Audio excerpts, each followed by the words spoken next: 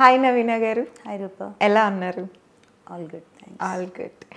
So మీ suggestion ఒక important విషయంలో మాకు కావాలి. ఇది కూడా నేను ప్రేక్షకుల నుంచి తీసుకున్న ప్రశ్న మాత్రమే.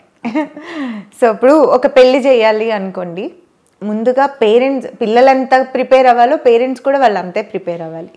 అసలు ఎలాంటి ప్రిపరేషన్స్లో వాళ్ళు ఉండాలి? ఎలా అంటే ఫినాన్షియల్గా ప్రిపేర్డ్గా ఉండాలి, మైండ్ సెట్తో ప్రిపేర్ అయి ఉండాలి, ఇలా వాళ్ళు ఎలాంటి జాగ్రత్తలు తీసుకోవచ్చు? ఇప్పుడు ఒక మ్యారేజ్ చేద్దామని అనుకున్నప్పుడు, ఇప్పుడు ఒక పెళ్లి చేద్దామని అనుకుంటారు కదా పేరెంట్స్. అనుకున్నప్పుడు బేసిక్గా it's a very happy thing that's happening in the family. Most of the times ఒకళ్ళిద్దరు పిల్లలు ఉన్నప్పుడు రేర్ ఒకేషన్స్ కదా, మళ్ళీ మళ్ళీ రాని సందర్భాలు. సో ప్రతి పర్సన్ ఇన్ ద ఫ్యామిలీ మెంటల్గా స్ట్రెస్ లేకుండా హ్యాపీగా చేసుకుని ఒక అట్మాస్ఫియర్ క్రియేట్ చేసుకోవాలంటే మన బడ్జెట్ అని ఒకటి పెట్టుకోవాలి. ఒక పెళ్లి చేయాలనుకున్నప్పుడు 10 మందికి అన్నం పెట్టాలి కదా, వచ్చిన గెస్ట్లకు కానీ అది కానీ, దానికి లిమిటేషన్ లేదు.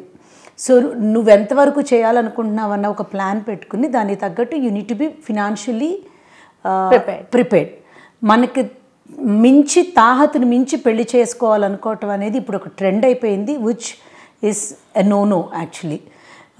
మనకు తగ్గట్టు స్ట్రెస్ లేకుండా ఇన్ని సంవత్సరాలు ఇన్నేళ్ళు కష్టపడి సంపాదించిన డబ్బుల్ని ఒక్క ఈవెంట్లో ఎవరినో మెప్పించడానికి మొత్తం ఖర్చు పెట్టేసి, ఇంకా ఖర్చు పెట్టడానికి అప్పులు చేసేసి, ఒక హ్యాపీనెస్ లేకుండా ఈ పరిగెత్తి పెళ్లి చేయాల్సిన అవసరం లేదన్నది ఈజ్ మై పర్సనల్ ఒపీనియన్. ఎందుకు చేస్తారంటారు ఇలా? ఇది అంతే, సోషల్గా 10 మందిని మెప్పించడానికి, వాళ్ళు ఎవరో బాగా చేసుకున్నారు మేము ఎందుకు చేయకూడదు అనడానికి. దానికి వాళ్ళు పెట్టుకునే పేరేంటంటే లైఫ్లో ఒక్కసారి చేసుకునేది, బాగా దానికి లిమిట్ ఏంటి? తాటాకులు పందిరేస్తే వచ్చే అందం మనం ఒక 5 స్టార్ హోటల్లో పెడితే రాదు.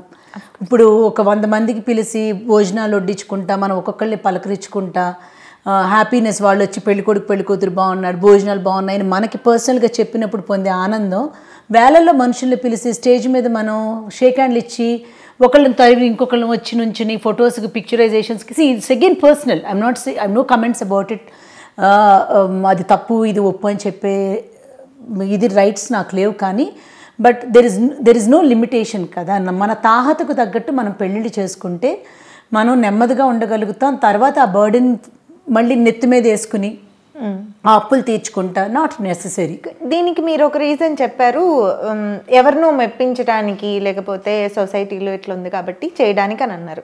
ఇంకొక రీజన్ నేనేమనుకుంటున్నా అంటే, ఇప్పుడు ఆడపిల్లని ఇవ్వాలి అనుకునేటప్పుడు వీళ్ళకన్నా బెటర్ పొజిషన్లో ఉన్న ఒక హై ఇన్ ఫ్యామిలీకి ఇవ్వాలని చూసినప్పుడు కూడా ఇలాంటి ఫేస్ చేస్తూ ఉన్నా. అదేం లేదులే రూపా, చిన్న ఫ్యామిలీ పెద్ద ఫ్యామిలీ ఇవన్నీ అది అదొక ఇంకో సైడ్ ఆఫ్ ద స్టోరీ. అయితే అసలు అవతల వాళ్ళకి డిమాండ్ ఉన్నా లేకపోయినా పర్సనల్గా మనమే, మన పిల్లలు కానీ మనం కానీ చాలా బాగా చేసేయాలి, ఏదేదో చేసేయాలి. వాళ్ళు గుర్రం మీద తీసుకొచ్చారు, మనం ఏనుగు మీద తీసుకొద్దాం. వాళ్ళు 6 రకాలు పెట్టారు, మనం 60 రకాలు పెడదాం. ఈ సార్ట్ ఆఫ్ కాంపిటీషన్ ఎక్కువైపోయింది. ఈ కాన్సన్ట్రేషన్ తెచ్చుకునే సంబంధం మీద కూడా పెట్టట్లా. రైట్. యా, ఇన్ని క్వాలిటీస్ ఇవన్నీ ఉండాలి, ఇట్లా ఉండాలి, ఇలాంటి ఫ్యామిలీ కావాలి, అయ్యే ఎవరు లేదు. లైక్ రేపు పెళ్ళి కుదిరితే ఏం చేద్దాం అన్న దాని మీద ఉన్న ఫోకస్, ఎలాంటి మంచి సంబంధం తెచ్చుకుందాం అనే దాని మీద కూడా అంత ఉండట్లా. It just became a album life. Okay, అదొకటి. ఇప్పుడు ఇందాక నువ్వు ఒకటి అన్నావు కదా, ఇప్పుడు మనకన్నా బెటర్ ప్లేస్ తెచ్చుకోవాలని. ఇప్పుడు ఎలా ఉంటుందంటే రూపాయి, ఎప్పుడు కూడా మనకన్నా బెటర్ పొజిషన్లోనే మన పిల్లలు ఉండాలని మన ప్రతి పేరెంట్ అనుకుంటారు. కానీ ఎందుకు అలా పరిగెత్తటం? ఇప్పుడు అది ఒక్క పెళ్లితో ఆగదు. తర్వాత అవతల వాళ్ళు కట్న కానుకలు వద్దన్నా కూడా కొన్ని వాళ్ళని మెప్పించడానికి వెళ్ళిన చోట మన పిల్ల ఎక్కడ తగ్గి ఉండకూడదు అనుకుని కూడా మనం we end up spending more. కొన్ని ఫార్మాలిటీ, చాలా షో ఆఫ్స్ జరిగిపోతాయి. అక్కడ చేయలేనప్పుడు పిల్ల చిన్నబుచ్చుకుంటుంది, లేదంటే కనుక అవతలాళ్ళు ఏమనుకుంటారు అన్న సగం దాంతోనే వెళ్ళిపోతుంది. ఇప్పుడు అవతలాళ్ళు మన దగ్గర పిల్ల బాగుంది, కుటుంబం మంచిదని వచ్చి చేసినా వాళ్ళ తాతకు తగ్గట్టు పెళ్లి చేసే స్తోమతన్నా మన దగ్గర ఉండాలి కదా. పిల్లనిస్తున్నా మీరు పెళ్లి చేసుకోండి అని అనలేం కదా. సో మనకు మించి పరిగెత్తటం అనేది అది ఒక్క పెళ్లితో ఆగదు. It just goes on. రేపు బిడ్డలు పుట్టినప్పుడు కూడా వాళ్ళకి తగ్గట్టు ఈ పిల్లలకి మంచి చెడులు చేయాల్సి వస్తుంది, మనకు తగ్గట్టు మనం చెయ్యం. అవును, లైఫ్లో ప్రతి ఈవెంట్లోనూ చేయాల్సి వస్తుంది. ఇప్పుడు ఎవరికైనా రిటర్న్ గిఫ్ట్ ఇచ్చేటప్పుడు కూడా రూపా మన తాహతకు తగ్గట్టు అవతలాలకు పెట్టాలి. కానీ వాళ్ళు పెద్దాళ్ళని చెప్పి పెద్ద అమౌంట్, చిన్నాళ్ళని చిన్న అమౌంట్ పెట్టడం కూడా ఐ నెవర్ యాక్సెప్ట్. ఇప్పుడు ఒక పెళ్ళికి వెళ్ళాలంటే నా తాహతకు తగ్గట్టు 1000 పెట్టాలా, 5000 పెట్టాలా, 10,000 పెట్టాలని ఉండాలి. కానీ నేను వెళ్ళేది పెద్దింటి కుటుంబంలో వాళ్ళని చెప్పి నేను ఇక్కడ అప్పు చేసి వాళ్ళకి గిఫ్ట్లు ఇవ్వక్కర్లా. రేపు పెళ్ళైనా అంతే.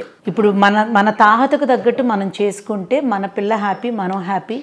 రేపు డైనింగ్ టేబుల్ మీద కూర్చున్న అందరం, డైనింగ్ టేబుల్ అని కాదు, ఒక భోజనం దగ్గర ఒక ఫంక్షన్లోనే కూర్చుంటే మనందరం ఒకే ఫ్యామిలీ లాగా మింగిల్ అయిపోగలుగుతాం. Will have a very healthy bonding ఉంటుంది.